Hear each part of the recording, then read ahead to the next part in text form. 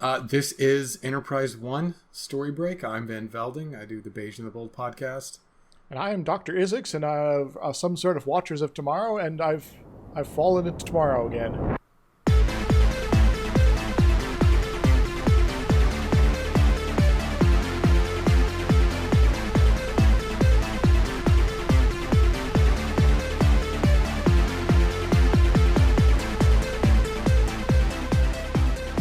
Right. So what do you have for this week? So I was looking through the ideas, things like that, and the machine was one that was kind of sticking in the back of my head. I like that.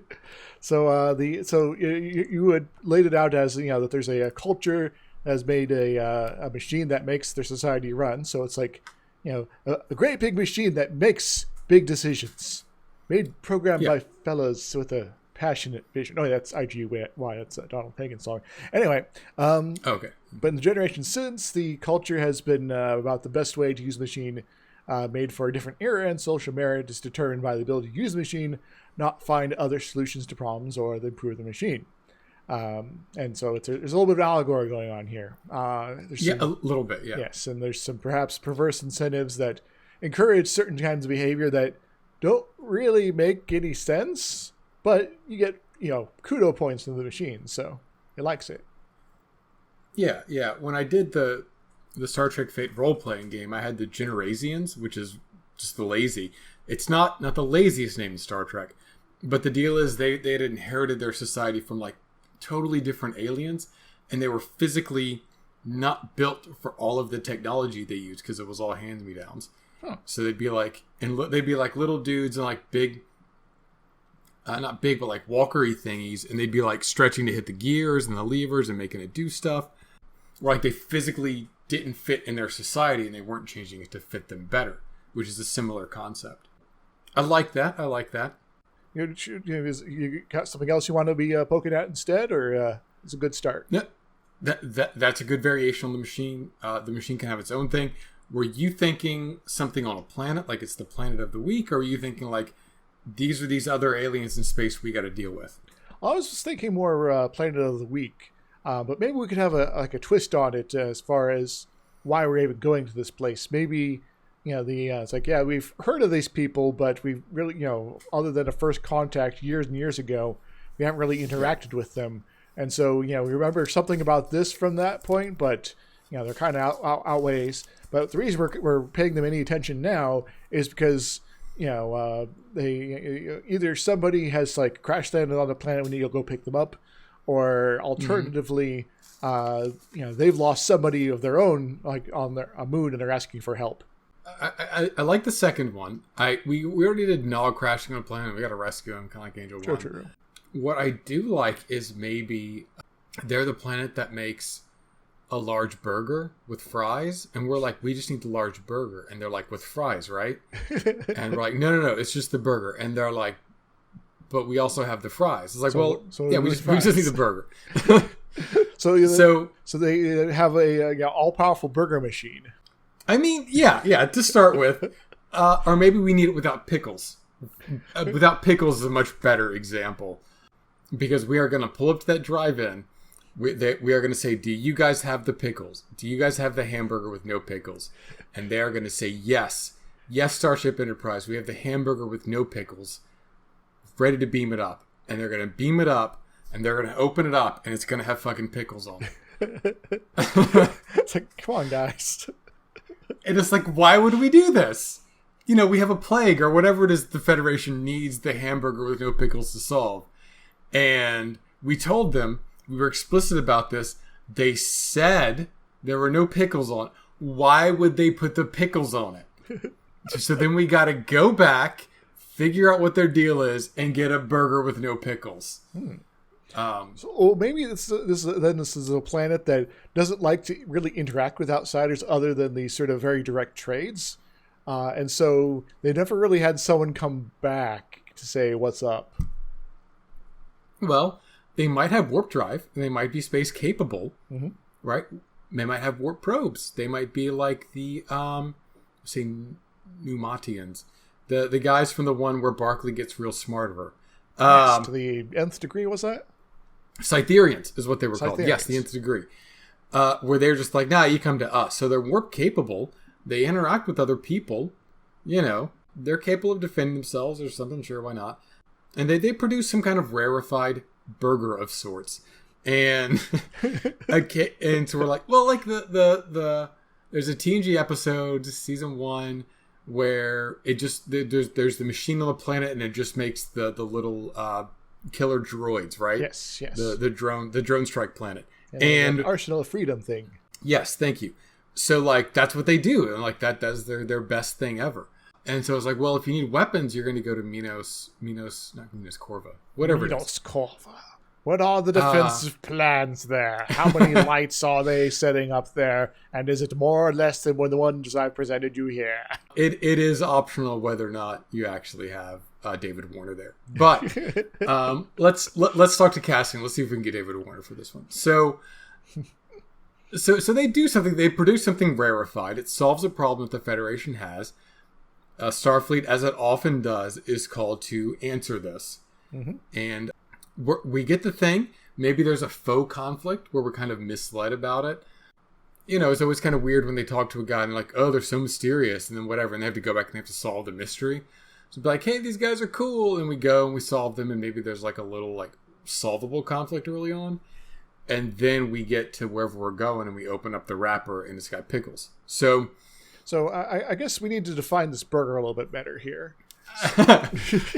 Well, I mean, eventually we will. It will be great if the planet Stoner 4 has like a midnight hankering, and they're like real big in the Federation herbal committee, and they're like, we just got to get burgers, no pickles.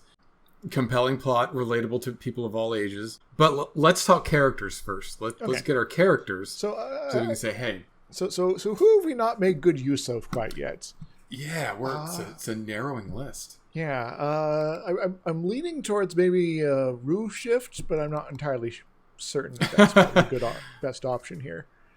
Yeah, I don't know enough about Greek letters to say. Wesley Crusher, Geordie LaForge, they've had a little bit of I think Geordie had a little bit of incidental stuff in the last episode. Mm-hmm. But other than that, I think they're generally untouched. Yeah, because Kira and EMH and Data and all that sort of thing going on.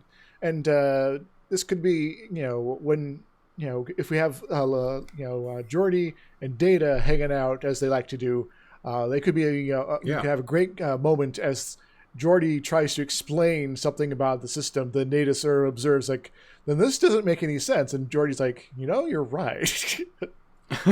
Yeah, I mean, Geordie, Data, Wesley's on that shift because they're kind of a trio. Mm-hmm.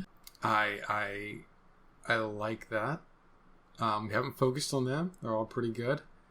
You get Dr. Pulaski. I'm kind of a fan of Dr. Pulaski. My last view through on TNG kind of hurt that image a little bit, but yeah, I like seeing her.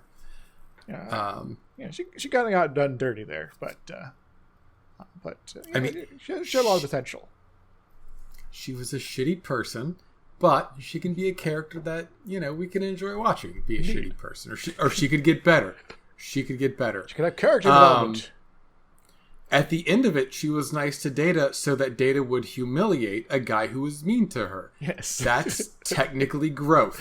It's like, all right, maybe we could team up, and I know I still have my misgivings with you, but...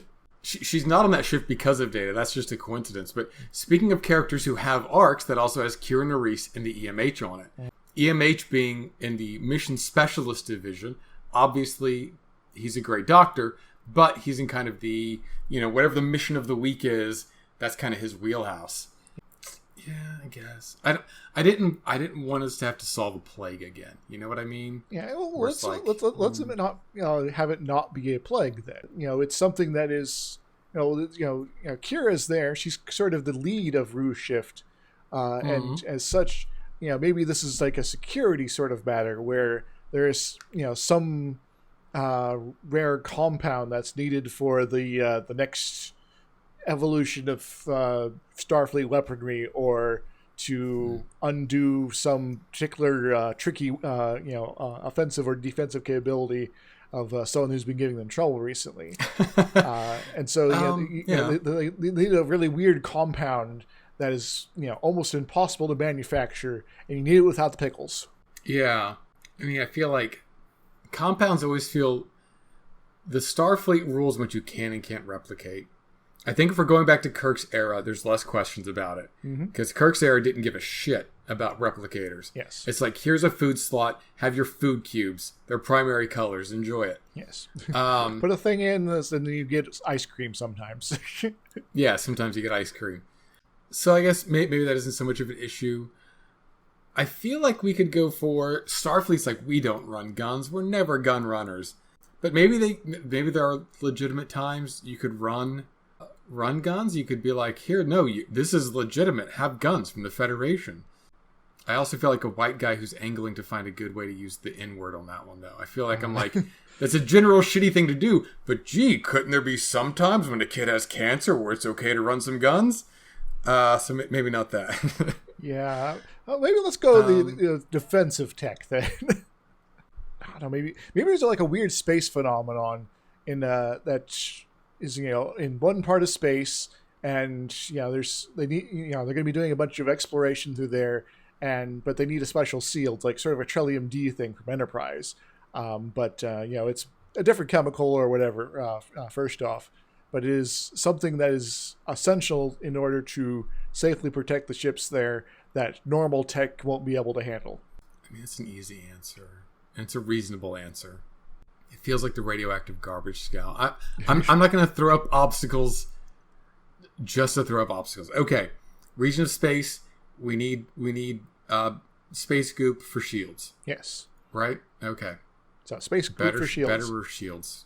And if it's the Enterprise that's going to be going in there itself, then it's a very good incentive that it's like, oh, this isn't the right stuff. We need to go back before we actually go in there and risk our lives. Yeah. I felt like it'd be kind of a crappy plot if we get all the way there and then we have to go back. It's like, how does that story work? Well, they start testing it well beforehand. It's like, right. Been an hour out and one hour back, and so it's like, hey, what's the deal, guys? Like, hey, we're getting close. Let's open in the burger early. Take our tiny bite. Eat the tater tots. So, like, it's a good solution. It's a good solution to a problem that I think we're going to be coming to a point where they get close and they're like, oh, we're on our way. Now we got to go back. And structurally, it's the same, but it's not the same. Yeah. So, okay. Just move up the timetable. Yeah. And there's something maybe for Bajor or maybe for a Bajoran colony. Or maybe just for like an Bajoran colony. Who knows? So, we go back to the planet then. Yes. And we're like, hey, pickles. So. What up? So, this is going to be Kira Nerys, Pulaski, Crusher, Data, LaForge, and the EMH trying to unravel the mystery of this planet. Yes. Which is their entire society is run by a machine or a system or an intelligence or, whatever. And they only know how to do whatever this thing is from generations ago. What's their arc for that? Well, I guess we start out, with the teaser. It's like we got to go get this special stuff, and maybe that the end of the teaser is them opening it up and being all like, "Hey, this isn't the right stuff. You have to go back." It's like, yeah, if we had actually applied this, we would have all died, and when we got there a few days from now. So maybe we should head back, yes, and see why they're maybe trying to, get us all killed. Sort of, and that's the opener there, the cold open, and then the first bit is going back and trying to determine if there is actually an attempt at foul play here, and the shorter answer is no. It's just the system doesn't work to provide you your proper pickle choice. I feel like if the planet said there are no pickles, take it. And then we come back and we say, there are pickles on this. They'll be like, no, you put pickles on that. So, at some point, we're going to have to go to the planet. I mean, shit, they're a spacefaring planet. They might have trade. They might have a space station. They might have... an orbital habitat. Yeah, we won't be able to just go there. Just be like, oh, can we just take a cab down to the planet? Can we talk to them and look around? Oh, so you're saying you dock at whatever spaceport above the planet, and the only way they allow people to come down is from that location? You're saying the only way they allow people. I'm just saying they could just go there. Like, I was thinking, oh, they have to go into get surgically altered, look like the natives, and wear the clothes, and then beam down covert. But no, maybe they could just take a cab. Maybe there's no obstacle to them literally going to the planet and asking questions. Well, the locals might not have any real, aren't going to have an incentive to try to prevent people from doing this, other than their just sort of general xenophobia. As long as it's more of a, I'm just going to ignore you because you're not part of our system here, it isn't going to be a dangerous, hostile situation. It might not be. There's always a reason that Starfleet. There's always a reason that Starfleet doesn't know about these people and what their deal is. And usually it's because, oh, we just met them. Or sometimes because, oh, our society is insular and closed off. Mm-hmm. So it's like, we have to be able to... The reason we don't know is because there's a barrier to that. And we have to overcome that barrier. And usually that involves the physical surgery and the costumes, the beaming down covertly. But, do we need to do that rigmarole? We need to overcome whatever their obfuscation is, whatever their resistance is. Well, if they have, rules where you have to do the orbital port first before going down the planet, otherwise you're in violation of all these rules and they'll arrest you and, kick you off the planet, then, going through the port of call can be, our first act sort of a conflict. And... then it can become a little bit of a farce where it's like, oh, we're coming up against this weird bureaucracy. And, eventually one of our characters has to figure out, it's like, oh, this isn't necessarily a bureaucracy that's meant to keep us from going down, but it's a bureaucracy that was not designed for this situation at all. Which I think is great, because that's another thing, because they're doing things according to the machine. And it's not going to be a literal machine. We're going to change that. But it's going to be, but because it's going to be another mystery, right? Mm-hmm. We think they're trying to keep us from being down, but it's actually just another part of them obeying the machine that we can circumvent if we know what we're doing. Okay. Yes. All right. So, and so they, start sort of poking out the system and figuring out how to navigate it. It takes a little time and a little, ingenuity, but it's like, it's almost like this was designed for something else entirely and just sort of adapted to the situation. But if you sort of assume that, this is a completely different situation, then we can go through this, quite easily. And and so that sort of kicks off the next level of mystery of, okay, so why is that? And does that have anything to do with our pickle problem? Right. Before we are allowed to solve any Star Trek mysteries, for those who are new to the series, we have to have a lot of clues that make no damn sense. Yes. And if some of those clues are the ways in which they are incapable of stopping us from getting that information, then so much the better. There's just less scaffolding to worry. Because there's no nefarious intent here. It's just, this is kind of how things work here. Right. So the next step, I think, would be the bureaucracy of it, right? Mm-hmm. The pretense of it. Because obviously the machine it's like a metaphor for the economy, where it has perverse incentives to encourage certain behaviors that aren't necessarily good for anybody. Correct. And so we say, well, what are the pretenses of this society? What explanations do they give for their actions, which are really their excuses to maintain the status quo and to maintain themselves as benefiting from the machine? Should the machine give money, or should the machine give something else as a benefit for participating in it? I don't want to go ripping off other media too much on this, but I was, thinking maybe years of your life, the better you serve the machine or something like that. But that might be a little too on the nose. I mean, it's better than money or privilege. And if you are good at serving the machine, you live longer. If not, sorry. It has a kind of a dark eugenics thing going on too. Yeah, I was going to suggest more of your eggs hatch or whatever, but the living longer thing seems like the selfish short-term motivation that would be good. And what are you ripping off at worst? A Justin Timberlake movie? The one with the time thing stamp on their arms or whatever it was? Yeah. Was that Hayden Christensen or Justin Timberlake? I don't remember. Okay. I never saw it myself. I only saw the previews.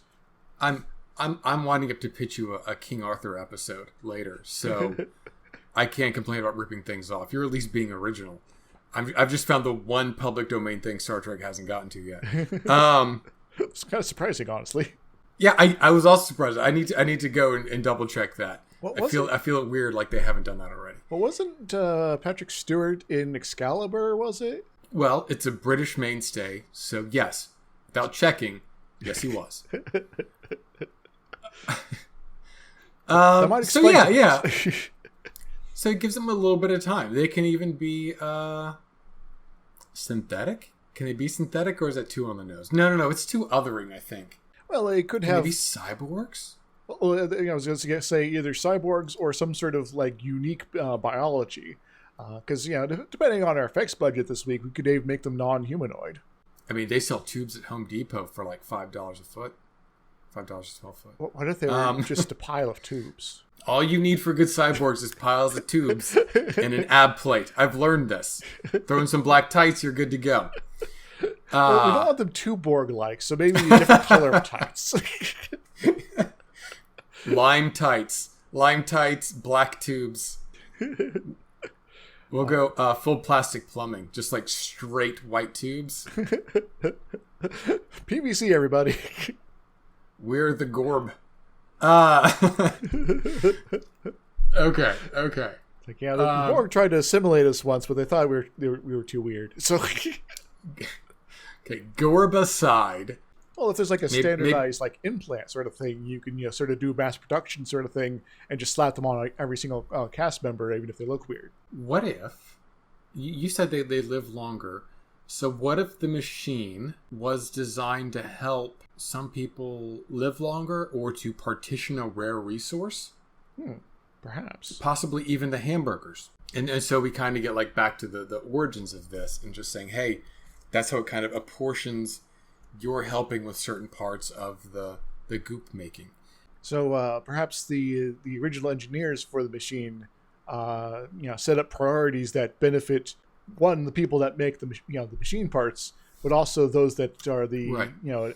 Overall managers or beneficiaries for the folks that do, and a few others. And so suddenly the world, a diverse complex society is now suddenly filled with lots of very small scale engineers and bureaucrats, and that's it. That'd be interesting. We kind of did that with Symbiosis back in the TNG days. But yeah, something like that, where it's like, how does this society that focuses... Because even if people don't, like, serve the machine, like, there are people who serve the people who serve the machine. Mm-hmm. So we're talking like a single economy. I'm sorry, a system which would, go to all these things of society and gives the appearance of this diverse society that isn't just like they're the goop producing planet. So it does other things as well. Health of everybody. God, I'm losing the plot so hard. Well, okay, so the machine one needs to emphasize perpetuating itself, because in effect it's is going to be sort of self-serving like that, and so you have to have everyone that's behind maintaining that side of things. It's also going to need to maintain a social order that is going to continue to encourage the use of the machine and basically no other option. So, either pushing out, folks that would be, philosophers and things like that, or suggesting different sort of ways of being, or alternatively trying to convert, co-opt those folks in order to, create a new philosophy of the machine sort of thing. Where you, instead of thinking about, it's like, okay, what are the possibilities of the universe? It's more of a, what are the possibilities for better exploiting the machine, when really the machine is sort of doing its thing. Yes. Okay. I love two things you said there. One, possibilities of better exploiting the machine, right? Like Mm-hmm. that's their horizon. Yes. And then the other one is the folks who aren't in it.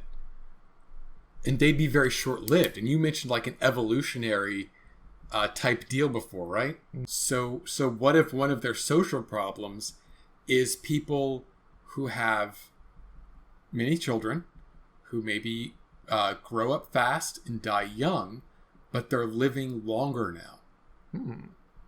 So suddenly they have a population explosion at the bottom of their social food chain, which the according to the machine, like they're just going to die off and not be a problem. But clearly they're not doing that. Yes, and so things are starting to sort of, the wheels are starting to come off. So one of the things we see when we get to this planet is the effects of that population, either unrest or massive poverty or a growing art scene. I'd actually rather love a growing art scene. Yeah, because if you were more, like philosophically leaning, then the machine's like, I want you to work on this one problem. And they're like, wait, I have a job now? Sweet. Bye, artist friends. And so then the artist friend's like, well, I guess we're going to keep making art and be poor over here. This kind of sucks, but it's what we like to do. So, yeah. What if their culture is dependent on those people? Not dependent, but like what those people do is a big part of their culture. And they're like, yes, this is the tiny wall-mounted version of this great art from this great artist.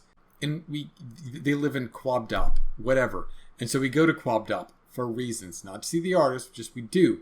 And Quabdop is like the IRL version of the tiny picture. And these people are living off the grid, right? Yeah. It's like, oh shit, this is where the real culture is. This is where the real people are. All of these other people are just doing goop and goop production accessories for the machine. Like, oh, these people who are outside the machine, they're really living, and that has to be like our penultimate scene. I think that'd be a good moment of either the EMH or Plastic, or maybe both of them, sort of kind of running into this situation where there's the artist conclave here, and they're like, wait, this is like completely different than the rest of the planet, and like these people are welcoming and they're friendly and they're not obsessed about following the rules and instructions. They're not regimented anymore. Yeah, there's something that I call the line, where I've seen the Netflix thumbnail for the documentary on Mitt Romney, and in it, it's the famous scene where there's a crease on his cuff, right? And he literally irons his own arm with a hot iron to get it out. Because he's not allowed to have creases on his cuff. And it's this one line of how things are supposed to be that I think Mitt Romney embodies so much. Where, I mean, he's a complex dimensional human, whatever. But, for people in politics especially, they have a very narrow path that they follow, that they're allowed to follow, right? Mm-hmm. There's the way you are supposed to behave and the ways that are well beyond that. What everyone else is and you are not. To quote the single good line from Star Trek Generations. So that's the thing, that like there's this narrow path that you have to adhere to, and everything that deviates from that path is deviant and wrong, and you failed because you were weak and you were unworthy, and people who are what they're supposed to be are supposed to be stronger and more worthy. And especially as it relates to jobs and social status, that's the machine will make that line very clear. Mm-hmm. And that's something we can notice. If there are 2 or 3 like social beats that characters either mention they've accomplished apropos of nothing. You ever play board games with someone and they tell you about all the expansions they bought? Yes. I have a friend who basically has all the Dominion expansions. And you know that because you talked to him for 2 seconds about Dominion. Well, he wanted to know how I wanted to play, and then we did. It was pretty intense. He kicked my ass. I mean, of course he did. He owns all the expansions. Magic players do the same thing. You shuffle up against a Magic player, they're going to tell you what cards are in the deck and how much they fucking cost. And it's like, that's what people do. Like, they mention their achievements in passing. So we can get that same thing here, where like they give the audience this line as we meet 2 or 3 different actors within the machine structure, within the machine itself. And then we look at the people who are outside the machine right before we put everything together, and we're like, oh, we kind of see they're outside of that. Yeah. Why do we go into the art zone? Well, you mentioned that there's going to be something essential these people are doing to contribute to society that the machine doesn't want to recognize, or that is completely undervalued.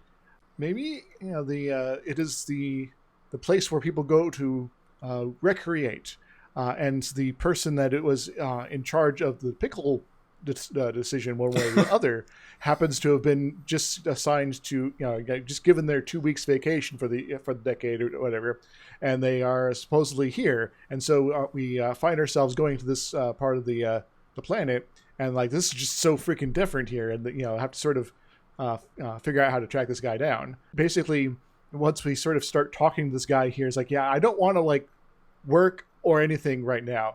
This is me time. Please go away, because I will literally lose my shit if I have to go think about anything involving work for the time being. My impression is that we go, well, these are slums. These are the worst people. They have nothing. We don't like them. And so that's what we expect. We go into it and we expect that. Mm-hmm. And what we find are artistic people living freely, discussing things of import. So it's not necessarily where I wouldn't think it'd be viewed as a recreational thing, because you're associating yourself with the losers of society, right? Well, this might be just something that this particular person does, that they chafe under the whims of the machine, but have sort of sold out. They began their life in this corner of the world. What if that's our solution? What if I don't like our blurring our lines between people who are part of the machine and people who aren't? I mean, Star Trek does that, and it wouldn't be the end of the world. What if the point is that we need things done differently, right? So like, well, okay, if you want the machine done differently, there's a guy who tried to do the machine differently, but that didn't fly. So he's going to be in the art zone now. Yeah, he piled up, 5,000 years of extra life, and it's been there for the last few centuries. So there you go. There you go. And so they find that this old engineer who doesn't look a day over 30, who is like, yeah, I know basically everything there is to know about the machine. I've worked on it for centuries. That's how it works. Yeah. But because I decided one day, it's like, there is these, it was causing basically these people over here to no longer, to be basically pushed out of society. I decided, I was going to try to change the machine, but I underestimated how it would react to that sort of attempt.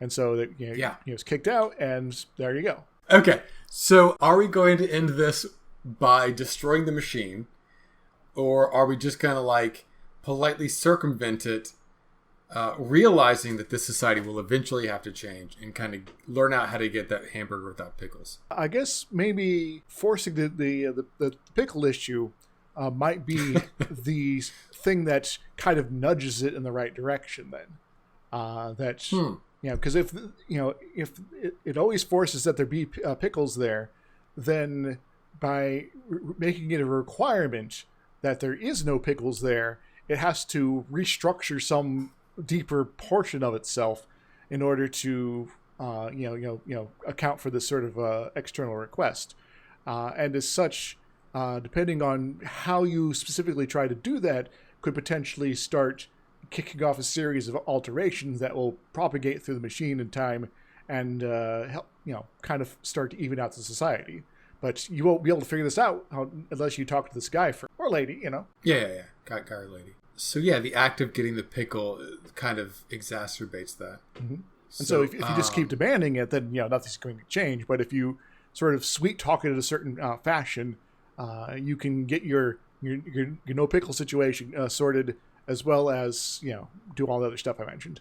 So like that's going to be our denouement, kind of like we kind of go back around to some of the 2 or 3 points within the machine that we've already contacted and be like, hey, what if this isn't so important? And then like we understand that causes like there's runoff or whatever, and there's a guy whose whole job is getting runoff, and we kind of see that and we improve the process, and there's just no runoff for him. Like we see the picture of him, but like instead of a whole truck full of barrels, there's just like one barrel in the truck that day. It's like, well, I guess I get my full day's pay for just doing this one thing, and then I have to figure out something else to do for the machine.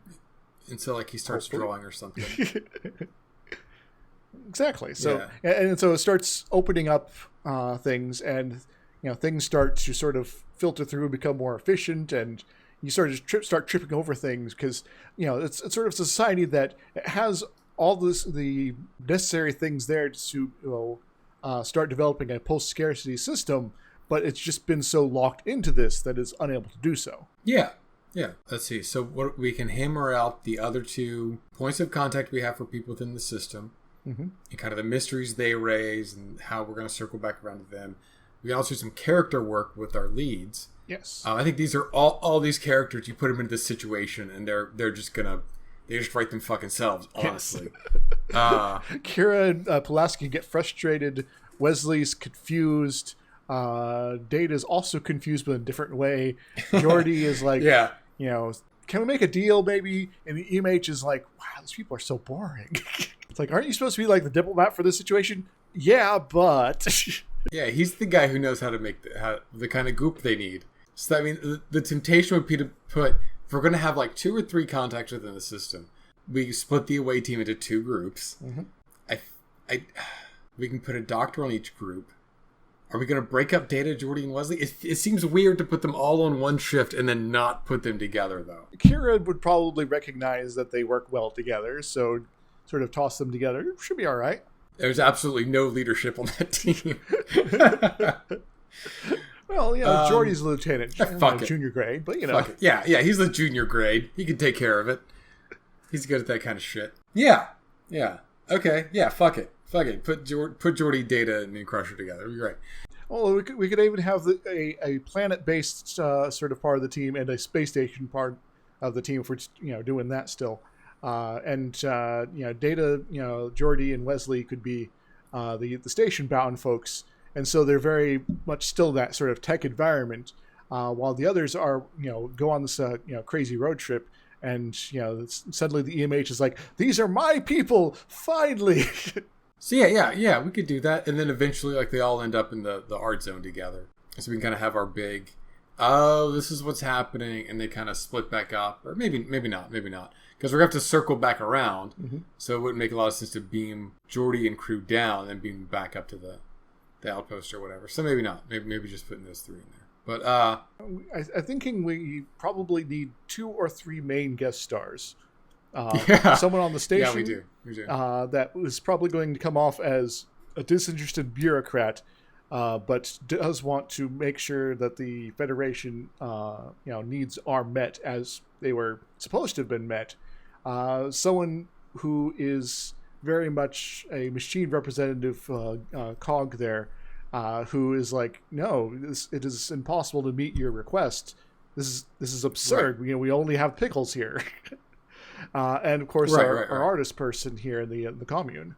Well, I think we can put another person down on the planet that's part of the machine. Like, get 2 or 3 machine people who are kind of bought into it, and kind of get the parallax on that through different. Yeah. Someone who is maybe not necessarily in charge, but they run into for whatever reason, who gives sort of the man on the street sort of perspective of the whole system. Yeah. Who's also helpful. It's like, I've been assigned to make sure to make your time here efficient, so that you are minimally negatively impacting our operations. That's a bit much. I mean, what they need to do is they need to go through the production line and be like, hey, you, factory manager of part C of the goop. 3 parts, A, B, and C. Part C, we need you to get rid of the pickles. Your job is 50% pickle. There's a valve over there. You close it, no pickles. but if no pickles, then I'm not doing my job. Right.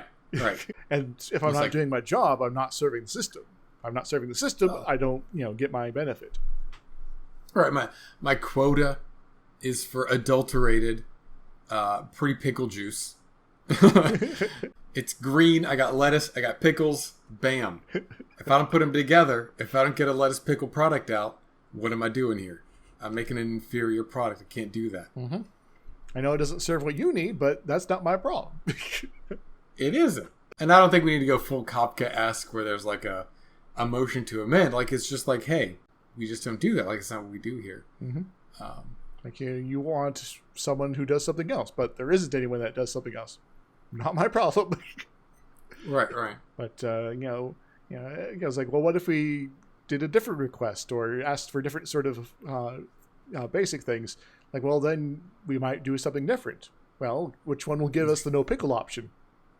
I don't know. What if I can send you to foreign relations, and they go to foreign relations, and it's just marketing, and he's like, well, here's what we can get. We can get you 100% pickle-free Part C. And they're like, this sounds great. How quickly can you have it? We can have it tomorrow. We'd have it delivered to you. And then either they get it and they open it up and they're like, oh, so I have pickles in it. Or a particular canny member of the team goes, will it actually not have pickles? It's like, well, we can't. I mean, I can talk to the guy. It's like, yeah, we're going to do our best. Okay, so last time you guys said you do your best, but we still ended up with pickles. Right. And so we realized, like, their innovation and their change and their response to, like, whatever demand is, right? That is 100% marketing. Yes. Like, they aren't actually improving or changing or doing anything. It just goes to marketing, and marketing changes what the label is. Now, 100% pickle-free. Make it contain pickles. So then, that feels like an go to point 1, go to point 2 type of thing that you could easily do on the planet. And they go, hey, look, what if we were to actually change what's being made in the factory, that the factory sends something different out? He's like, oh, you'd have to talk to the old engineering lady. She's in the art zone now. Yeah, because and then we end up no there. one knows what the hell you're talking about otherwise, but they might. It's like, well, that's weird, but all right. Yeah, they even replace the valves. They even replace the pickle valves. Don't use them. Replace them though. Anyway, yeah, these are going to be valves that don't contain pickles yet.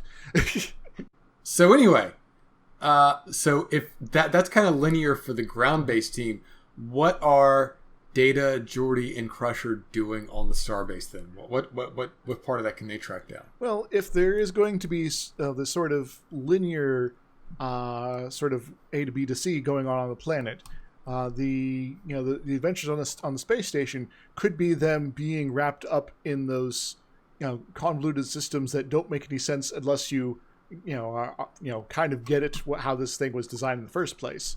And so they start bouncing around between different offices, and does feel a little Kafka-esque for a little bit. And then Wesley's like, this reminds me of this one story or whatever. And then Data's like, oh yes, that is exactly like this in a very peculiar way. And Geordi's like, okay, I'm going to need a little bit of clue here. And then Data explains that if I do this will cause this response. If I do this, it'll cause this response. And Geordi's like, are you sure? And he's like, yeah, of course. And then Geordi's like, well, we'll give it a try. And he goes and makes a particularly odd request, and it comes out exactly as Data predicted. And then Wesley's like, haha, I knew it. Yeah, I mean, I kind of hate the thing where Geordi is the least smart engineer on the Enterprise. Well, then Geordi then makes a sort of thinks about it for a little bit, and then makes a request that Data didn't think about, and then the result is like, say, it's like, yes, of course we're going to be able to deliver you a new warp core at a moment's notice, and it's due to our haphazard behavior with the pickles before, it's free of charge, whatever. And Wesley and Data are like, oh. How'd you figure that out? And Geordi's like, I kind of like that, where he has like the intuition to figure out the people skills to figure out how to manipulate this. I'd like the parallel plot of those guys figuring out the broader structural issue and kind of mapping the machine just by calling different people on the planet and talking to different people on the Starbase. They aren't told figure out the planet. They have to have some kind of inciting, look, you guys stay here on the Starbase. Figure out if there's anybody else on this planet who can get us this stuff. Yeah, because if this is something that's only manufactured, here, or the only place that we know of is here, then surely there's more than one people that do it, right?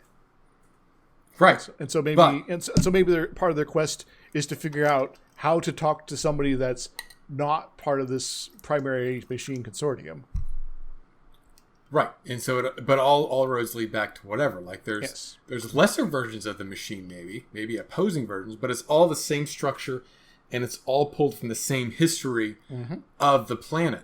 Yes. And so they find like, oh, these are the origins, and this is how it developed, and this is what they're doing now.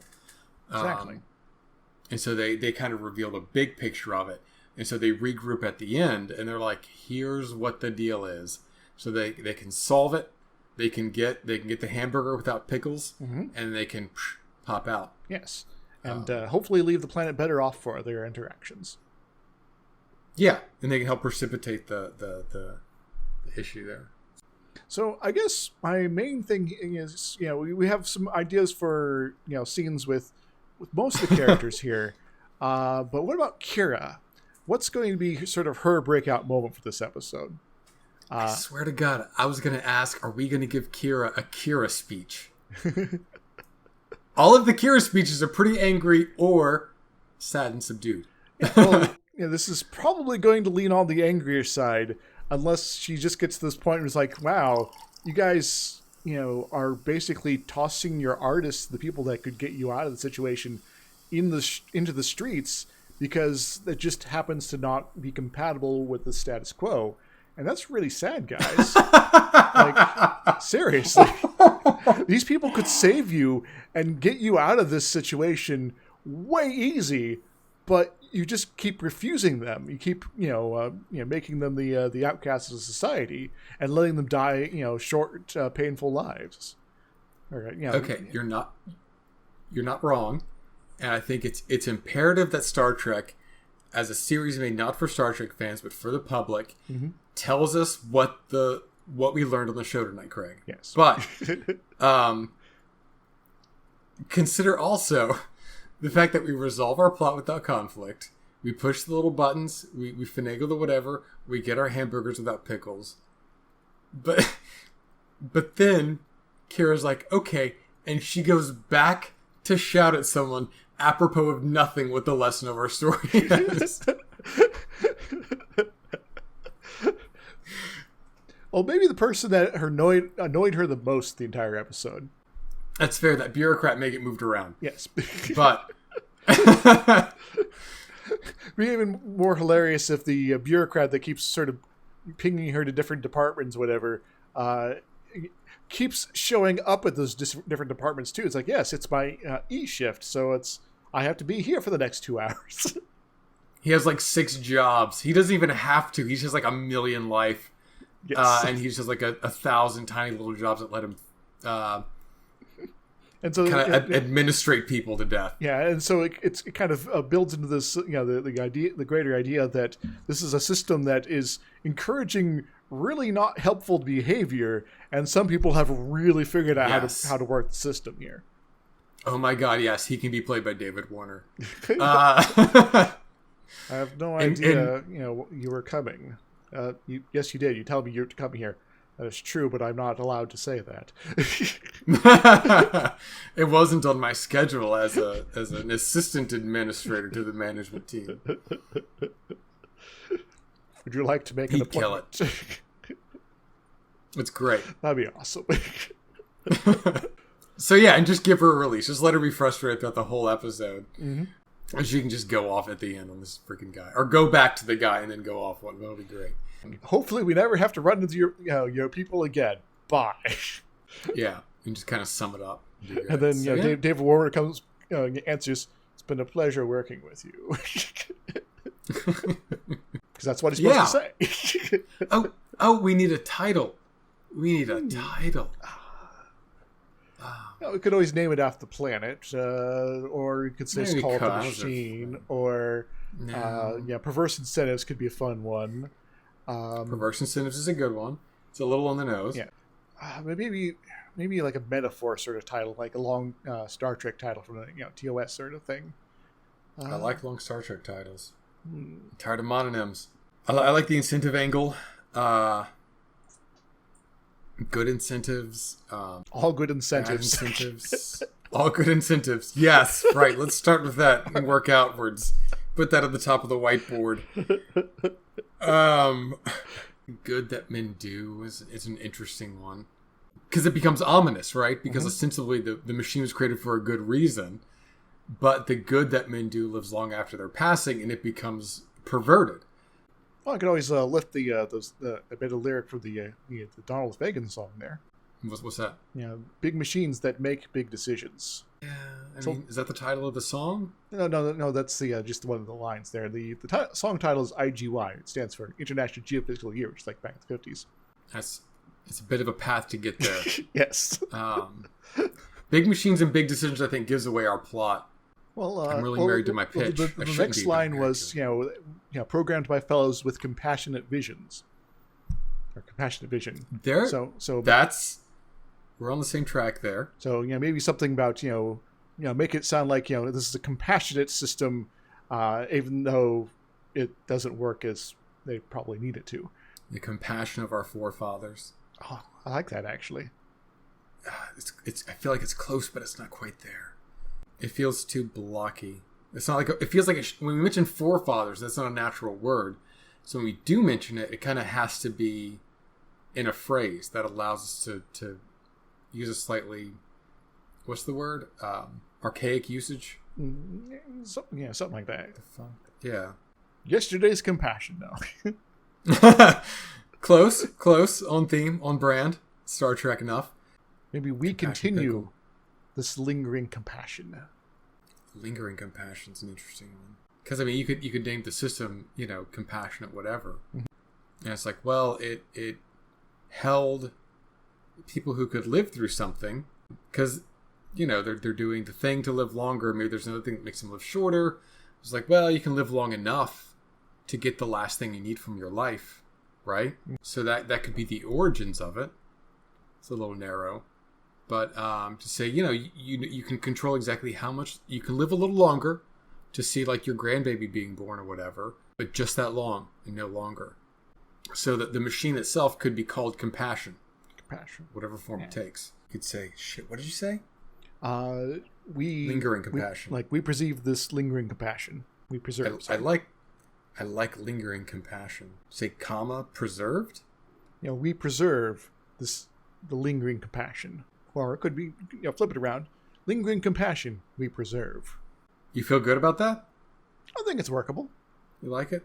Well, I was going to nail it. I'm happy with lingering compassion. I think lingering compassion does everything for us. If you like we preserve better, I'm willing to go with that.